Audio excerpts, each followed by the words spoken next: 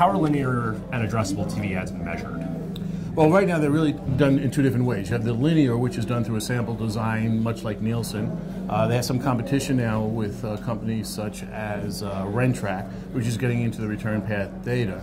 Rentrack is still in the midst of getting there. The return path data is still need a lot more development. So right now we are stuck with things like the historical Nielsen sample. Okay. So when you look at the future of that, I mean, what's holding it back? Why hasn't it gotten better? Well, first of all, when you're talking about a sample-based approach, the sample-based approach, while really good, needs to expand with the fragmentation of television and the fragmentation of media on the TV that goes beyond linear TV. And at this point in time, the sample really doesn't keep up with it. And as we go forward, the historical approach will not suffice. So we have to go more towards a passive measurement, like I said, return path data, or things like that. So when you look at the convergence of like sort of TV and digital and how it's kind of just becoming, video is sort of video at this point, right?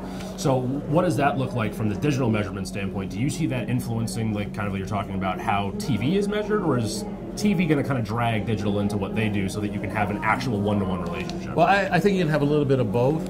I really look at it not as linear TV or delayed VOD or internet, because it is video. And we have to take a look at it from the consumer perspective, which is they really could care less which screen they have it on. Right.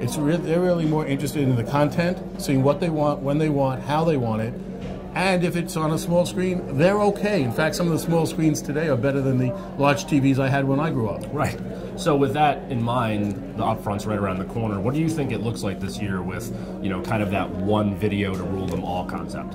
Well, I think you still have some of the traditional approaches looking at the upfronts. It's not going to die. People like the showmanship, and they like the big screen. But I also see a lot more of the non-linear media companies coming out with some good content, and it takes time. You have to develop, you have to get an audience, you got to get a following. So I still see splinterization of the audience and some of the dollars, but it's an evolution rather than a revolution. I think that's great. Thank you very much for your time. My pleasure.